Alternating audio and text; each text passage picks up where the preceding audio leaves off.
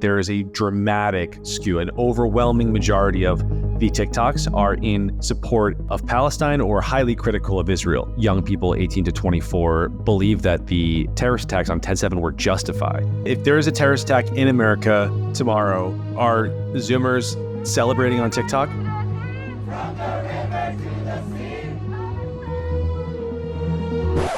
Let's just take a pause from that for a minute. I want to talk about pumpkin spice lattes. She doesn't think too much about everything. She goes home, she watches The Bachelor. She's happier than anybody working at the Washington Post. She's happier than me.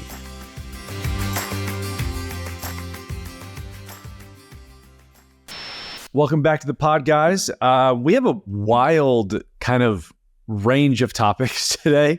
We're going to start with TikTok and get into sort of the bias on that platform. What might be accounting for it? Are the Chinese spying on us and controlling us, or is it something else?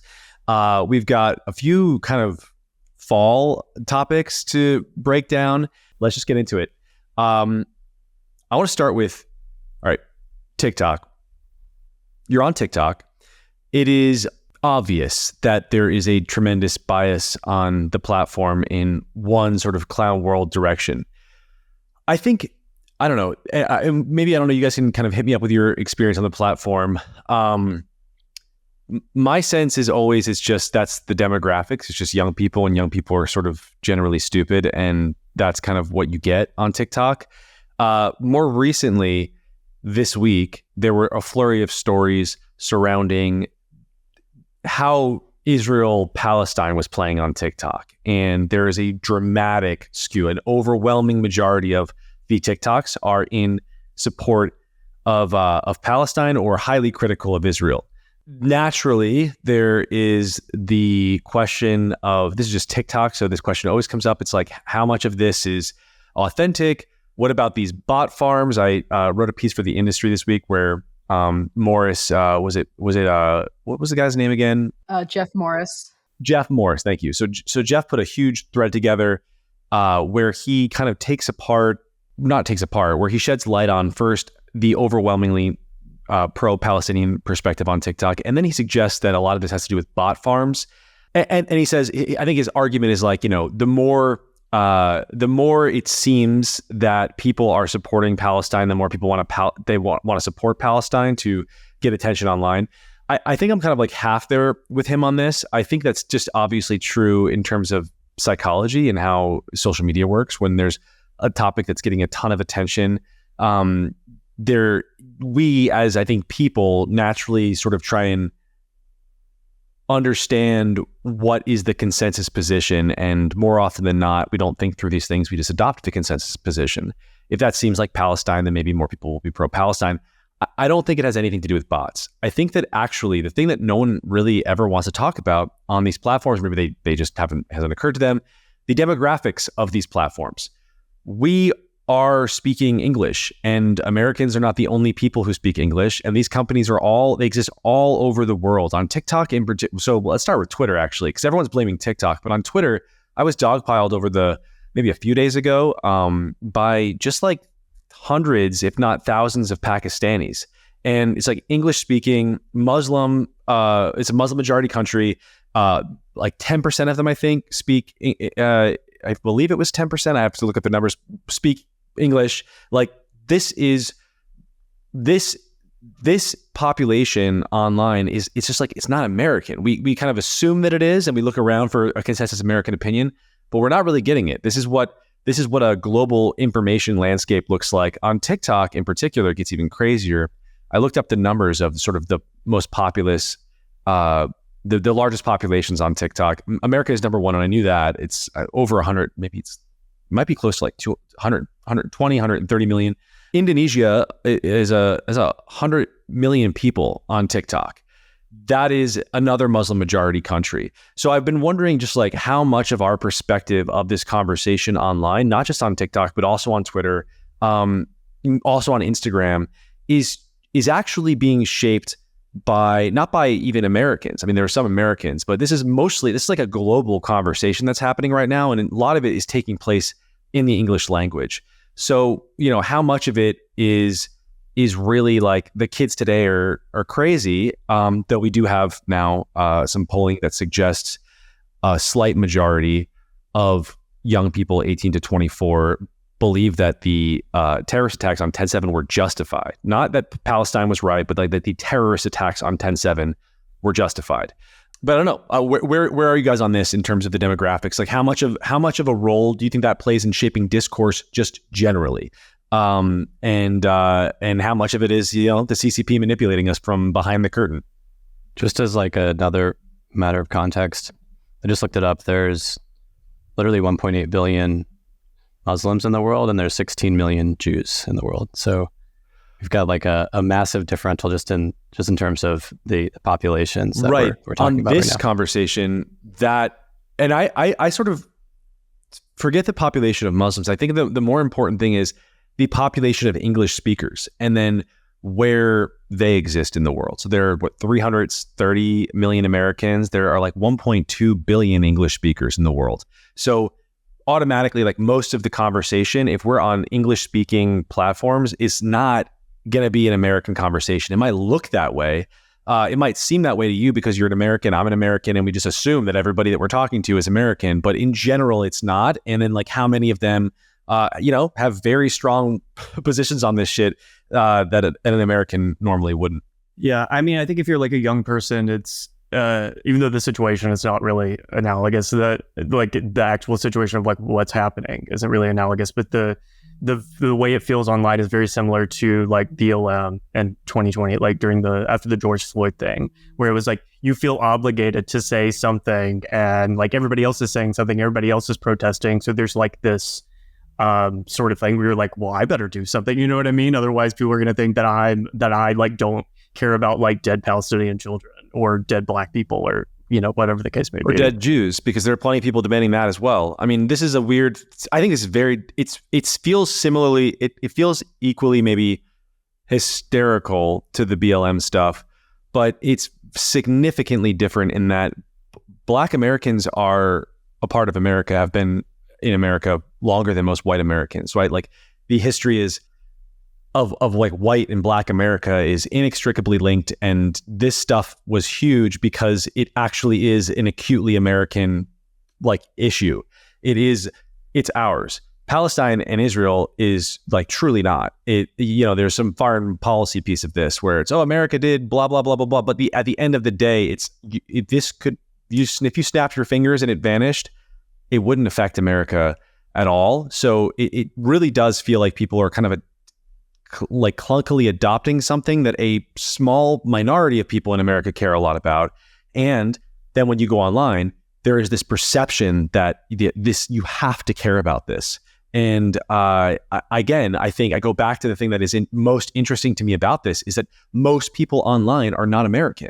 So how much of that, and not just on this issue, I don't really, and I just like a high level comment here. We're not the four of us. We're not here to solve Israel-Palestine. We don't cover Israel-Palestine. We don't know anything about Israel-Palestine. Like, I am interested in how these things are resonating at home and what it says about Americans. And when you look at sort of the way we react to things, I'm interested in how Americans are being influenced in different directions and perhaps why. But like, we're not going to solve Israel-Palestine. But on the other piece of it, why people are coming to these opinions, and they're rapid and they're very intense. Where else maybe is that breaking down for us? Like in what other dimensions might the like foreign perspective perceived as the domestic perspective might, I don't know, confuse us or work in a way, in a manner against us and against our best interest? Well, I mean, this is not exactly giving another example, but just to sort of lend some data to the claim that young people are forming haphazard opinions on this conflict. That poll that is getting cited, where a slight majority of young people think that the 10/7 attack was justified. I was looking at the data, and their responses, that same demographic's responses to other questions that were asked, are pretty incoherent, even in that context. Like, that demographic was also the only age group that thought that law firms should refuse to hire law students who supported Hamas. And This is always the thing with polling, isn't it? Yeah. If you dig down, if you ask like 10 questions, it gets really, really silly. Yeah, and they think that they do think that Israel has the right to defend itself. A majority think that Israel has the right to defend itself, even with airstrikes on civilian areas, provided they provide warnings. So it's, people have been making a lot out of this, like 51% of young Americans are supporting Hamas. But I think that really what the data shows is that 51% of young people in America don't know what the fuck they think about any of this, or more. Higher. And I think, to me, with my experience on TikTok, that kind of validates what I've experienced on the app, which is basically just that TikTok, more than any other social media platform I've used, it kind of silos you in whatever world you choose to get into. And so, for example, when I was learning German last year, my whole TikTok feed was just like German grammar content. And I think that for me, it's difficult to say whether, I don't know if these American teens are consuming content on TikTok that's like made by Pakistanis or Indonesians. My sense is that a lot of Americans are consuming content made by Americans. I think if you like it, if other people like what you're producing, that rockets it up the trends. So the more popular content generally you get more of, everyone gets more of. Yeah, that makes sense. I mean, I just think that TikTok is kind of this chaos platform, essentially, where you can fall down whatever rabbit hole you want. I do think, obviously, there's an element of Chinese propaganda because it's a Chinese company, and the CCP controls every Chinese company more or less directly, and has absolute power to censor and whatever, get content off the platform. But I think that the actual user experience with TikTok, to me, seems much more chaotic than just, these people are being brainwashed in a kind of straightforward way to, believe either certain CCP beliefs or just accept a kind of majority opinion shaped by non-Americans. I think that TikTok is chaotic, and what might happen, what might explain some of these poll results is maybe these people were being fed a lot of content about the 10/7 attacks being justified by Palestinian grievances. And so they sort of rapidly formed an opinion on that, but then they didn't think through any of the other contextualizing questions that they were subsequently asked in the poll, and provided completely incoherent responses.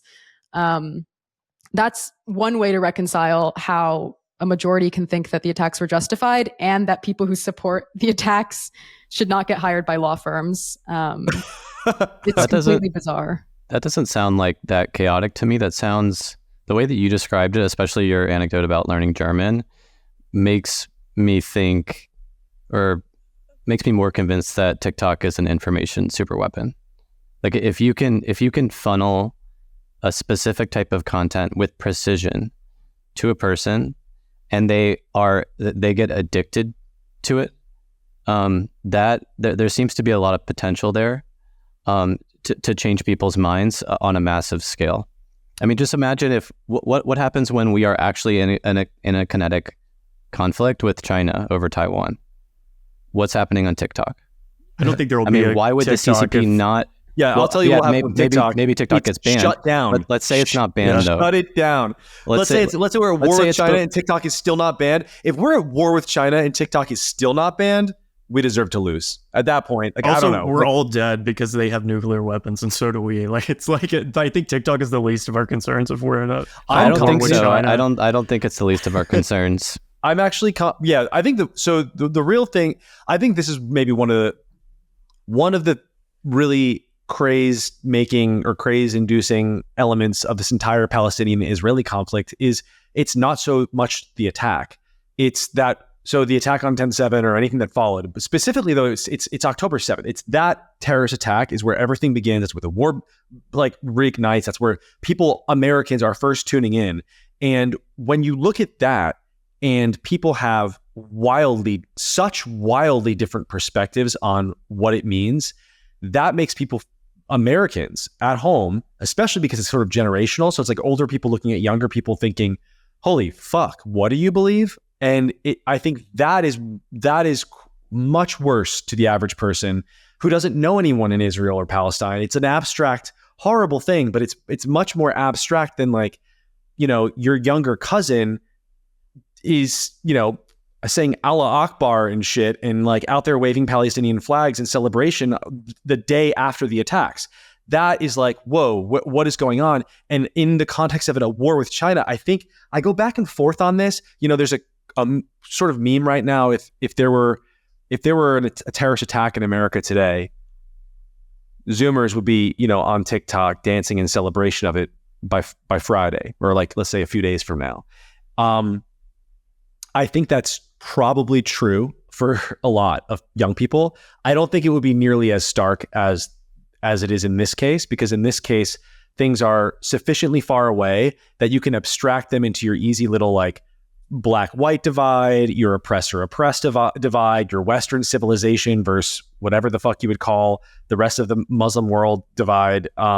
I would call it the Dark Ages, but that's a whole other conversation. I think it's easy to do that. If it was here, if it's New York City, I don't know.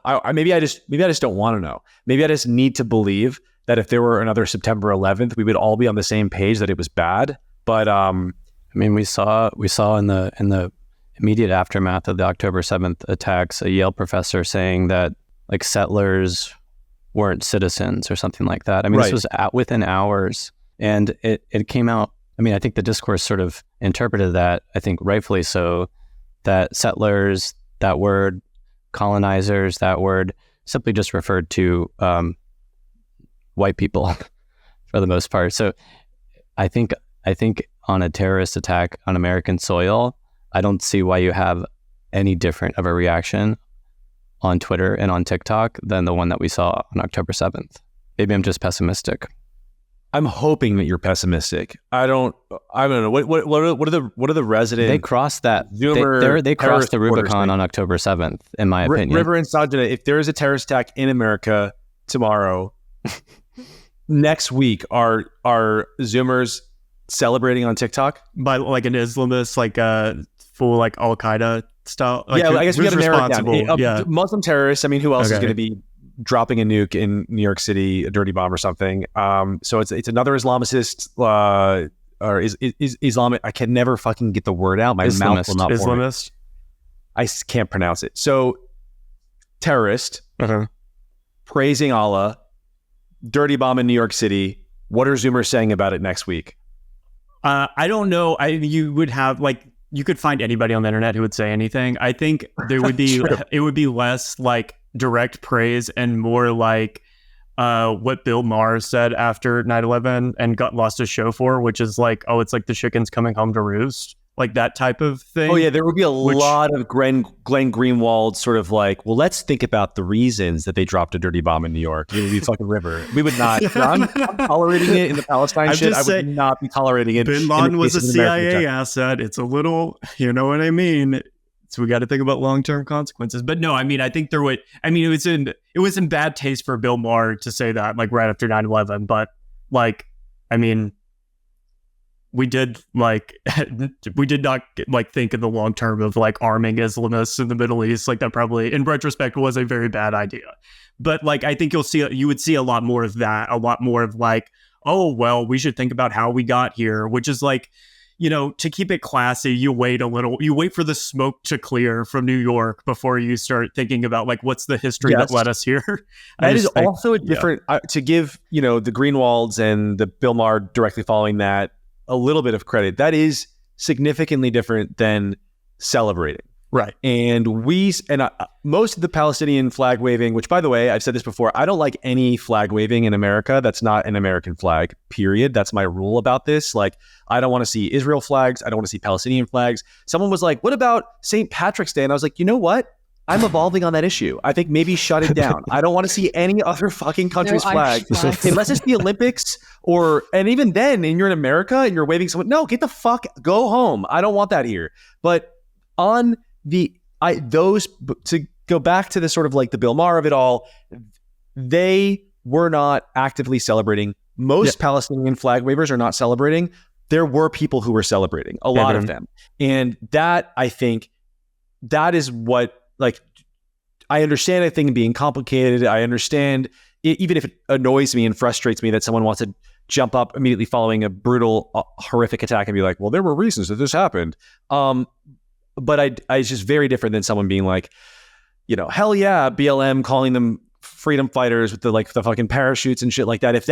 If that happened following an American terror attack, that feels like cultural endgame to me. How do you maintain a country if you have a significant number of people in your own country who are celebrating your own brutal attack? Sanjana, what is your perspective? Roughly similar as Rivers, or how many Zoomers do you think would be celebrating? I could imagine like a vocal radical minority actually getting out and celebrating on the streets. I think that my take with Zoomers and all the discourse about Zoomers being radicalized is always that I think we're giving them way too much credit for being like historically and politically literate. I think that a lot of people are basically just forming their opinions based on their friends' Instagram stories. And one thing I would add is also like the majority of, 25% of American TikTok users are between the ages of 10 and 19. So it's like actually, what is that generation called?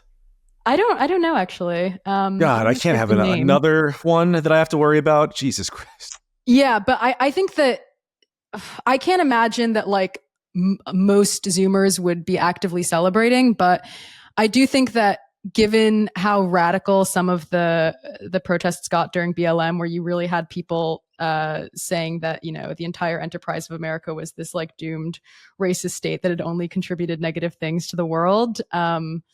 I can see that group coming out again, and if it becomes sort of like fashionable in a certain social circle, then I can see like those Zoomers joining the protest. I don't think it will be for coherent historical political reasons, though. You mentioned most Zoomers, and it's funny, we give Zoomers too much credit or whatever. There's a meme going around. It's that Batman meme with like the Bane character with like the hands outstretched, and it says boomers with misinformation from Facebook, and then the smaller guy is hand outstretched and it says Zoomers like full of misinformation from TikTok. They are this is like a higher level thing. Boomers and Zoomers to me are the same thing. They have similar impulses. They have similar like cultural when it comes to like when it comes to any kind of hot button like political issue. I feel like they're dividing in similar ways, but the real big funny one to me is technology, where we say that we have this idea that young people are always teaching older people about technology. That comes from millennials, because there were so many computers everywhere all of a sudden, and millennials in their teens were teaching their boomer parents how to plug shit in and turn things on. And we were learning, and all the machines were different. And it was like a very weird environment. And we were all kind of like piecing it together as we went. Zoomers, like they have that branding for some reason. They have this like, I think because of the millennials, they have the branding. There's an assumption that I have this assumption like, oh, I don't know how this stupid new app works. Let me ask a Zoomer. They have no idea. You guys have no idea. You don't know how anything works. So it's a very, you guys are the same. The name is perfect. I love it. But on Instagram, we're getting we're learning what to think from our friends on Instagram. I think that's just human nature.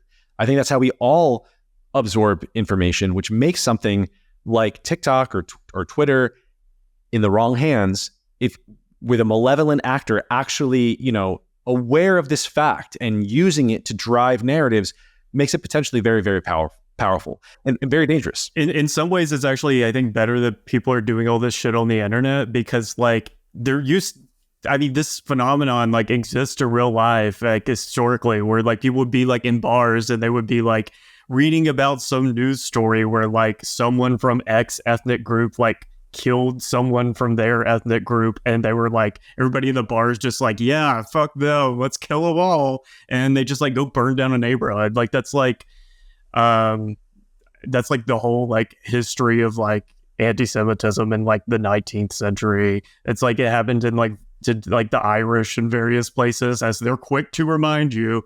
Yeah, but we're seeing Black people in the South. Like you're saying, you're maybe hoping that it's only happening online, and that does, if that were true, I would agree that would be better, but it's not. We just saw the mob in Russia, going after that's Jews in Dagestan. I mean, doesn't I matter. see this on Twitter. But where did that happen? Where did they get those ideas? Where did they get excited about it? Where did they spread the information? Where did they all coordinate on where to go? That all happens online. That's true. We saw this throughout BLM too. I remember sitting in my apartment while the riots were happening and the looting. I would say, let's say riots. Let's say there was looting specifically one day, and I thought to myself like, let me go on Twitter and see what. And back then, this is the old days of Twitter where it's like curated topics and it was all very clearly pro BLM. I watched 2 different locations become a conversation in real time. One was Walnut Creek in San Francisco and one was Beverly Hills. And the question that was being asked again and again and again on Twitter was, why are we in our own neighborhoods? We should be in these neighborhoods. And that became a meme. And they became, both of those locations became trending topics. Both of those trending topics led directly within 6-8 hours to actual looting in the streets.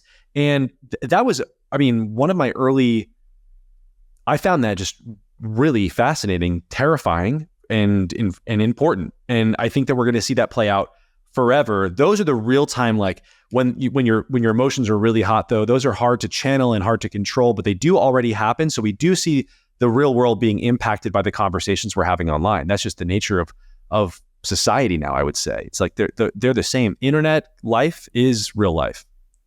Yeah, I get what you're saying. I'm just imagining like the type of Zoomer who's like consuming like Israel-Palestine TikTok constantly, and I'm like, they can't even cook their own meals, or they're gonna go do a lynching. I don't buy that. You know what I mean? Americans in general, low agency, Zoomers in particular. I mean, part of that's just they're young, but like this is not a generation that seems to care very much about very much. Maybe it will change. Maybe Palestine is it. Maybe this is the future for Zoomers. Go ahead, Sanjana. I was just going to say, I mean, they are in the few places where they have some control, they are using it in tyrannical ways. Like they are actually, in some cases, harassing Jews on college campuses. And there's that viral video of like all these pro-Palestine supporters cornering an Israeli on Harvard's campus. One of them was the law. He was the editor-in-chief. The editor of the law review. The Harvard That's Law crazy. Review. I would say, like, separate from the politics of it, why does all of these people failed the marshmallow test? Like even the posters being ripped down, like we don't even have to talk about like, you know, how do you feel about the posters going up? What does that really mean? Should they be here? What about people tearing it down? We can at least agree that the act of tearing one down in front of a camera is extremely stupid. Like what possible, like how angry could you be, and how satisfying could that possibly be that you want your face on camera doing it? It's crazy. Like I wonder how much of that in general is just like reasonably smart people or like neutral, like borderline smart people looking at lots of very dumb people doing very dumb things and then getting scared that everybody is that dumb. Well, I think maybe not everybody's that dumb. What's the marshmallow test? The marshmallow test is when you give a kid a marshmallow and you say you can eat it now. That's all you get. But if you wait like 5 minutes or you get multiple, let's say 10 minutes, I'll give you another. You could extend it. It's like, if you wait till tomorrow, I'll give you 3 or something.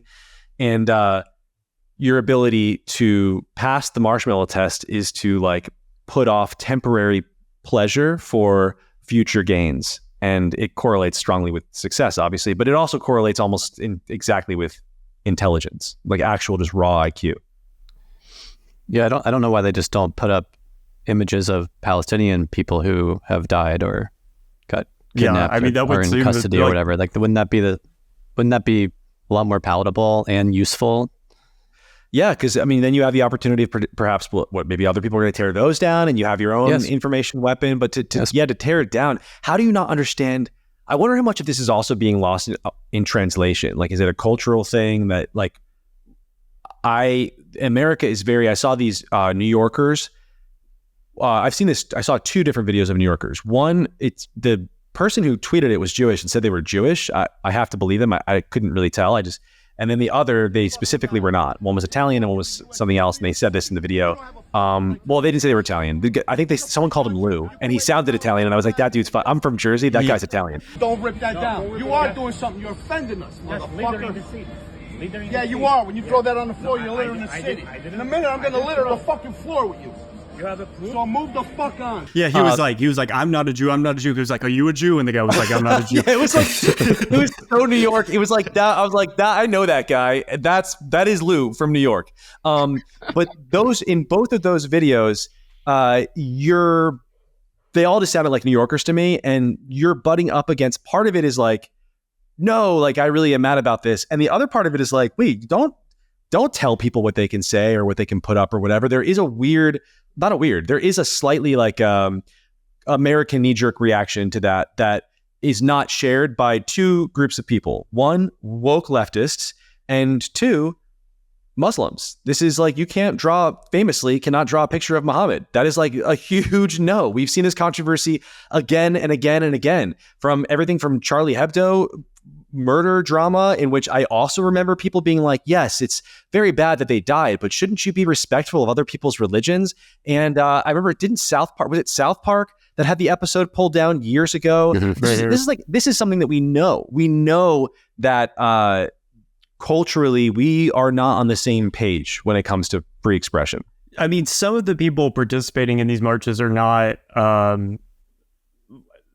maybe they're Muslim, but they're clearly not devout. Like the two girls that you were talking about, I think this is the case you're talking about, in New York, ripping down the posters.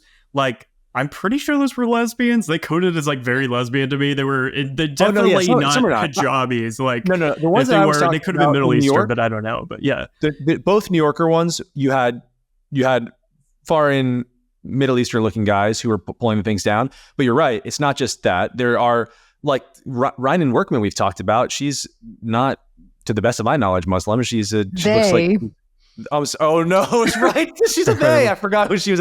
She does not look like a they. That's a whole other conversation. I feel like if you want to come to me and ask me to call you a they, you need to walk the walk. Like, at least have a short haircut. Give me Give me David Bowie. Give me Tilda Swinton. Give me which David are the same Bowie. look. But, yeah. Like, this is bullshit. How am I ever going to guess that? You are just a cute girl. I mean, bloodthirsty, yes, but... Yeah, the New York Times article about her calls her Mix Workman, which is the like... No. Not Ms., not Mr. Mix. MX. I can't do it. So. I can't do it. This is where I draw the line. It's not the tearing down of the posters. It's like, I'm never going to call you Mix, and I am willing to ride over that. I will not pass that marshmallow test. It's an anti-Irish slur. How you pronounce slur. it? Is it Mix or is it like me or something? Is the X silent? I think it's Mix, but yeah, Mix? I don't actually know. Maybe I guess it's Latinx. It would actually be perfect if they want you to pronounce it Ms, but it's just an X spelling. That's like classically what a leftist woke person would do to you, because that's what the Z. Anyway, we got to move on, man. I want to talk about two things. Well, let's get into Halloween. Fall, pumpkin spice. River, you just wrote a piece. We wanted to do this year kind of like business history of this pumpkin spice phenomena. It is crazy. This is such a weird thing to rocket off to, by the way. We're like Palestine, and now it's like, let's just take a pause from that for a minute. I want to talk about pumpkin spice lattes, and I really do. This is a brand new phenomena. It is not a classic American or any kind of whatever flavor. It's an entirely business concocted phenomena, and I think that's fascinating how it could start as just that on a whim and become as the Washington Post reported, an $800 billion a year business. River, tell us a little bit about that. Yeah, it's not $800 billion a year, but it is huge. Yeah, they corrected it. It was 800 million, which is wild, because one commenter was like, this girl really thought that pumpkin spice 3% of 3% of the US GDP. One day. That's one day. Yeah. No, pumpkin spice latte, or pumpkin spice as we know it today, is an incredibly new phenomenon. It actually didn't really exist before 2003 when Starbucks debuted the pumpkin spice latte. Before that, all you had was pumpkin pie spice. That was sort of the closest equivalent. And that was started being bottled by McCormick in the 1930s. But it was a very niche thing. It was something that, your grandma bought to make pumpkin pie at Thanksgiving. It wasn't this ubiquitous smell and taste that's in over like 300 products now, last I checked. So it's Starbucks created this product, or pumpkin spice lattes, in 2003, And my theory is that like, because it's something that you take with you, it's like this mobile thing that people can smell, and it smells sort of distinctive. It became this sort of multi sense like sensation that people were like seeing and tasting and smelling, and it just took over. And now it's just how fall smells. There's pumpkin spice candles, there's pumpkin spice spam, there's pumpkin spice cat litter. Any product you can imagine, there's pumpkin spice, and it's all because of Starbucks in 2003. Not as the Washington Post said. September 11th. Nobody then, at that moment in history, which a lot of us can remember, knew what pumpkin spice lattes were. That's crazy. Pumpkin spice is fall. That it like the Starbucks created the fall, the taste of fall. Right. And yeah, it was all Starbucks. It had nothing to do with atrocities committed by the Dutch East India Company in the 17th century in Asia, as the Washington Post suggested. Oh wait, no, go off on tell. What did they tell me? They referred to the history of pumpkin spice as violent. The violent history of pumpkin spice. This is just like they don't. It's not even pumpkin spice. It's just nutmeg. That's in a lot of shit. You know what I mean? Like you see classically, when I was in college, the idea of pumpkin spice was strongly associated with what we then, a few years after that, would refer to as a basic bitch.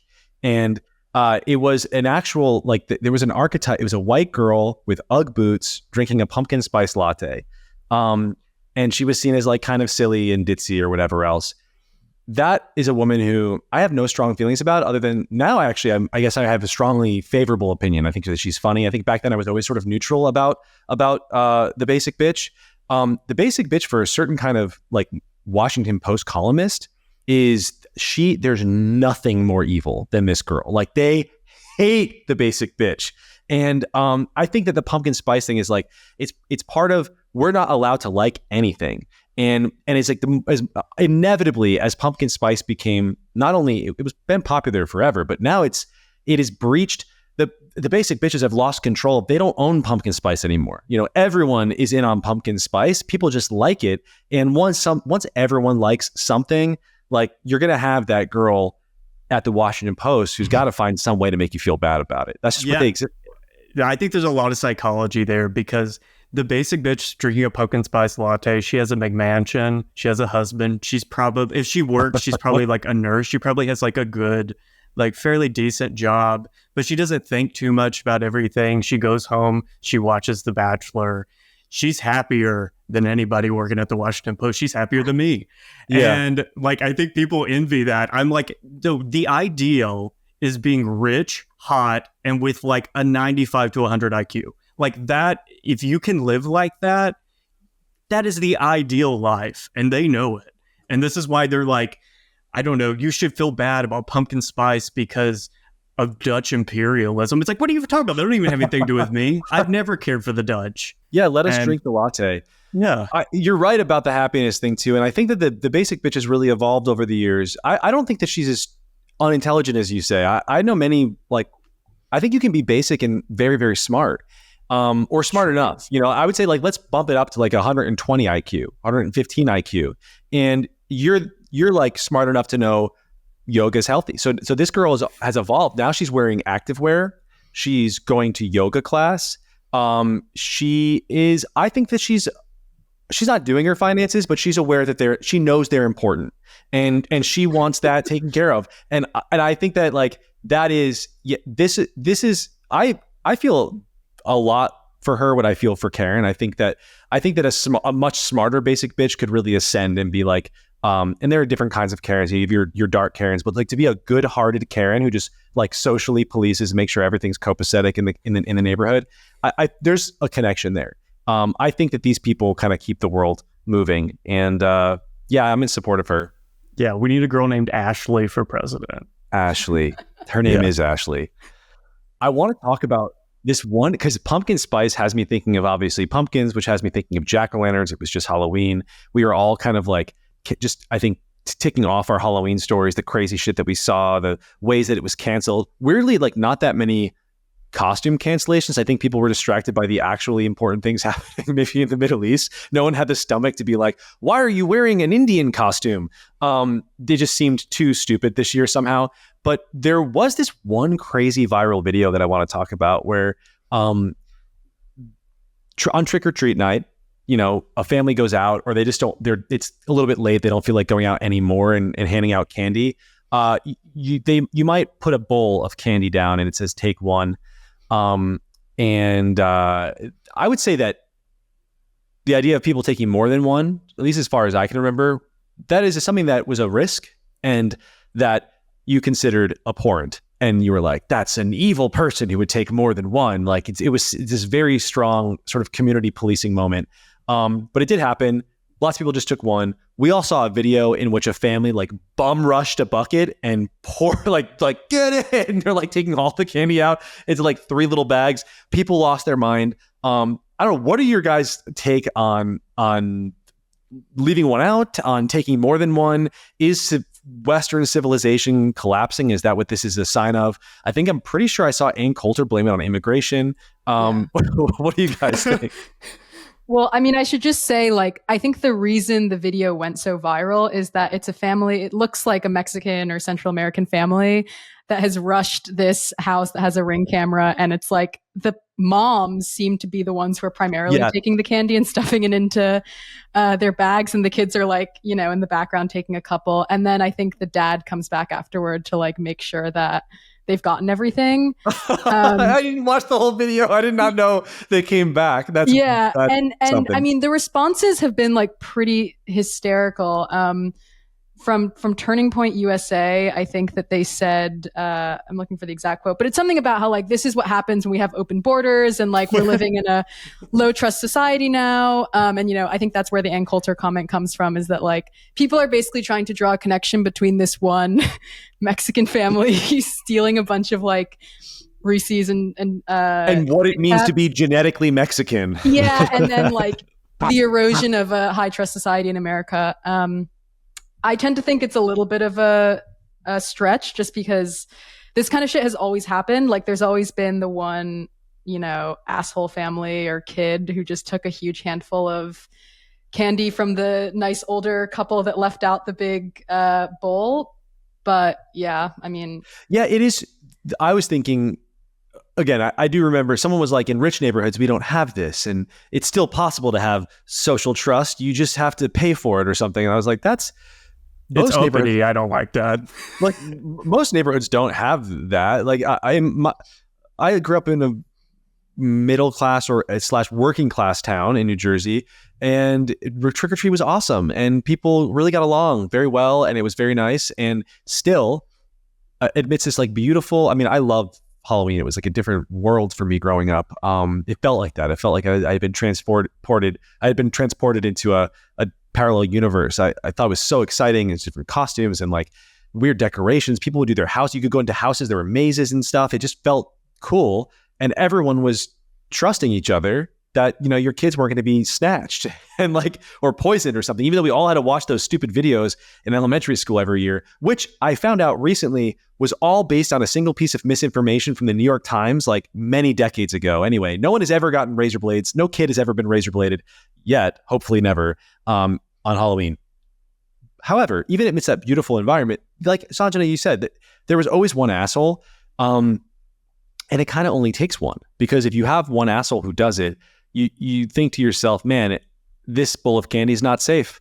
It's not safe at all, period. It's high level not safe, even though it's not true. You just have to take care of that one family. So my thing is, mom goes to jail and we can all live to trick or treat another day. Brandon, thoughts on I mean, I think that video just turned into a particularly crappy piece of right-wing propaganda.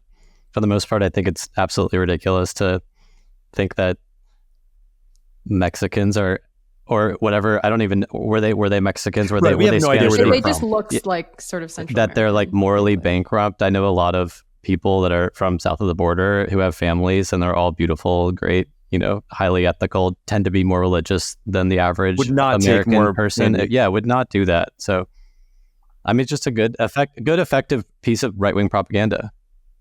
What I like for us all in this pod is we do all at least agree that taking more than one piece of candy is messed up. I agree with that. And that feels good. That feels like that's like a value alignment. And I feel good about that piece of value alignment.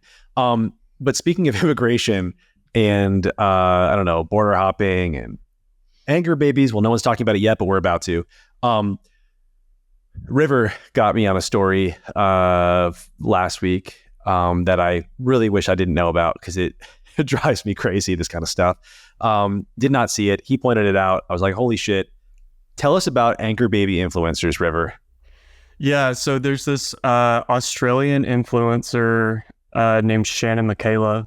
It's the most Australian name ever. I love it. She is an Australian influencer. She's sort of like into like crypto and like health nut stuff. That's traditionally been her thing. I've seen her a lot. But recently she disclosed in a video that she had an anchor baby in Costa Rica.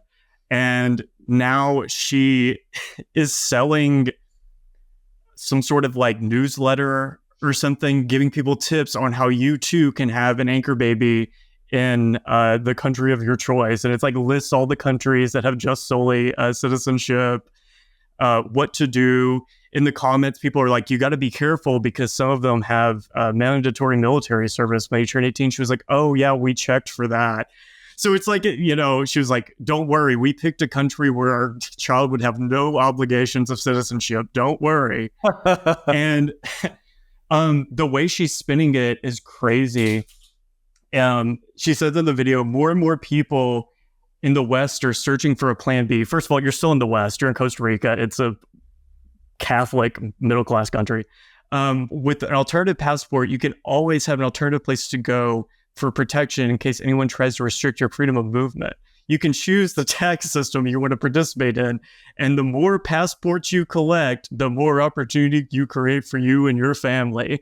So like collecting passports like Pokemon, just no loyalty to Australia, which I mean, could you really blame her? But like, I don't know, just it feels like in-stage consumerism where it's like you are buying your allegiances to a country. Like you're shopping around for countries. It just feels gross to me. It's like have some like pride in who you are, where you come from. I hope so. I want Matt put up a map of what countries have birthright citizenship. That's what it's called, right? Birthright. Yeah. Right. So what is an anchor baby? I didn't even know what it is. It's the new world. So to back up a little bit, what's happening here is like the new world, North America and most South American countries have, and there are a couple else, but very few in the rest of the world have birthright citizenship. So you go to a country, you have a baby. You go to America. You're an Australian. You go to America. You have a baby in America. That baby is an American citizen. Even if you're on vacation? That is seen on vacation. It does not matter. The only way that it does matter is if you are a diplomat for another country, then it does not count. But if you're not, it does not matter how it happens. You come over here, you have a baby, that baby's an American citizen.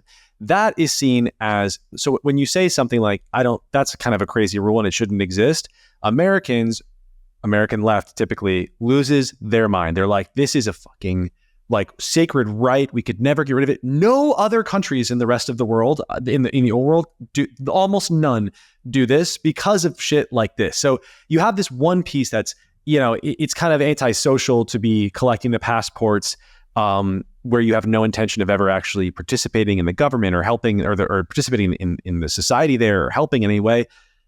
I think part of this does fall on us and our laws. I mean, why does this law? That's a crazy law. Like, why is that girl able to do that? That's just nuts to me. Well, in America, it's because it was a way to give freed slaves automatic citizenship. So it's in the Constitution. So you would have to like do a whole like change it. Like you have to get 2/3 of the state to ratify it. It would be like a really crazy process to get it removed. But in a lot of other countries, like in Costa Rica, I'm not sure, but a lot of Central and like South American countries modeled their government off of ours after they broke away from Spain, Portugal, whatever. But there's also just like in the New World, you had a lot of people who were former subjects of like the crown. You don't even really know who's there, a lot of times. And there's people, you have immigrants coming from all over the place, and you have native people who are there, you have former slaves, you have whatever. And so it was just a way to be like, okay, everybody who was born here gets citizenship. That way we don't have to like go through old archives and like figure out who's a citizen of this brand new country. So like it was a utilitarian thing that made sense at the time, but now it's being used for Australians to get like extra passports, which is crazy. Yeah. In the Australian, in slight defense of the nation of Australia, it's like that's not mostly where our anchor babies are coming from. It's like border hopping and and then Chinese and Russians. Oh, that's a big industry as well. too. You said that is something that I somehow had not occurred to me, and is obviously a huge problem. You cannot have adversarial countries. You cannot have you cannot have it be so easy to become a citizen of a country that you are in an adversarial relationship with. That is just like obviously a risk down the road, or presently, because this shit has existed forever. So I don't know. What do you guys? Yep. Well, and there's Miami actually, where we live, is like, it's probably changed now because of the Iraq war. There's more travel, or the Ukraine war. There's more travel restrictions now. But for a long time, Miami was like the go-to place for Russians and like other like families of like Eastern European, like former Soviet oligarchs. They would all come here on like a tourist visa, rent a condo in Miami, and just like wait to give birth. And then they would give birth. Their baby has an American passport. And then when the child is 18, they can file to bring their parents to America. And then their parents can get citizenship. So it's like a long game. Yeah. Shut it down is where I'm standing. What about you guys? What do you think about anchor babies? Well, I would say I have two thoughts on this. The first one is that this is something, I mean, I think it's morally reprehensible, and this is something that does actually happen. To do it? Yeah. The Australians. These Australians going, when they have no intention seemingly of like making active contributions to the economy of Costa Rica and raising their children there. I just think it's bizarre. It does happen even in countries where there isn't birthright citizenship, though. I'll say, like in Southern Europe, there's now a lot of these countries like Spain and Portugal have these golden visa programs that are mainly taken advantage of by wealthy Chinese and Russian oligarchs who have to pay, you invest like €500,000 in real estate or something, and they put you on a path to citizenship. And so they use it to get EU citizenship, which then gives them access to the free movement zone and that kind of thing. But what interests me more about the aesthetics of this Australian influencer going to Costa Rica is what she was saying about if your freedom of movement is ever restricted, which I think is very interesting because obviously Australia had some of the most restrictive COVID lockdowns in the world. And there's this kind of prepper dimension to these like influencers who are going to Costa Rica. I think is considered part of the global South. I mean, I agree that like it's economically much more advanced than some of its Central American neighbors. But it's kind of bizarre to think of like these people from what we consider the first world going to mainly like South American countries, it seems like, because they're not, I don't know about Australians going to like America to have anchor babies, but if they're going to Costa Rica or Argentina or something, it's like there's some weird tacit admission of the fact that like maybe the West is going to go to shit in their eyes. And so their children should take refuge in like some politically irrelevant in some contexts country, and they'll be safer there, which I think is interesting in its own right. Yeah, there's an anxiety. I think that it's interesting to bring up what happened in Australia. I was just reading a story about Australians having a hard time. Some Australians have lost their house because they have so many fines from like the various COVID policies that went south in Australia. I think Americans, as bad as it was here, even we can't agree on how bad it was, though.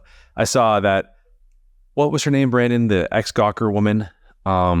She was one of the co-founders of Gawker, they say. She was like one of the first editors. She always says that I always forget her name. She comes after me on Twitter all the time. Elizabeth Spires. That right? one. Is that how you say her last name? Or Spears? Yeah, she was just saying there were no lockdowns. She was like, I lived in New York. Let me tell you about lockdowns. They didn't exist. 70 to 80% of restaurants went out of business in LA. I mean, yes.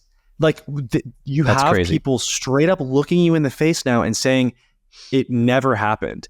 And that is a whole other, we could sit here and talk for an hour about the dynamics there. But as bad as it was in America, and now we have to kind of deal with this sort of, I think because it was so bad, actually, we have stuff like this where people are just like, no, it actually never happened. There was no lockdowns. There was no loss of jobs. There was no loss of the business thing that didn't happen. The schools were not shut down. The statues were not smashed in the riots, right? Like none of those things happened. We maybe have to do that to even coexist with each other, is we have to just pretend that it didn't happen, because it was too crazy and too infuriating, and it's just hard to kind of. Yeah. And so rather than, beg for forgiveness, it's just like, let's just pretend we're memory holding it, I guess. Australia, as bad as it was here, way worse. I mean, you could not leave your neighborhood. I was just going to say, it's always been crazy over there. Like, I have an Australian friend who stays with me every summer, and we were driving to New Orleans last year or the year before last, and he was like, I've noticed there's not any checks. And I was like, what do you mean? He was like, checks, like where people stop you on the road and like check, like breathalyze you. And I was like, what? What kind of a was like, is that like a COVID thing? He was like, no, that's just what they do. And I was like, that's insane. And he was like, I guess it is kind of insane. And he thought they were going to do it what's really insane, he thought they were going to do it in New Orleans, where you have drive-through, come get your purple drink in a drive-through and get sloshed on the road. Please. Yeah. And I was like, we kind of like started talking about it, and he was like, no, like Australia, it's really shown in COVID. Like, we didn't think about how, it is a nanny state in every respect of the world. It's like, they do have a good welfare state, but it's also like, we give you all of this shit and we expect something in return, which is basically like pretty basic freedoms. And he was like, yeah, I mean, it's a country of like prisoners, but also like prison guards, which is the thing that everybody forgets. Yeah. And I was like, damn, so true. Well, it was a great Halloween for all of us. I think we really learned something about pumpkin spice in Palestine and the nation of Australia. Cool. I think that's it for this one. We will catch you back here next week. Have a good one. See ya.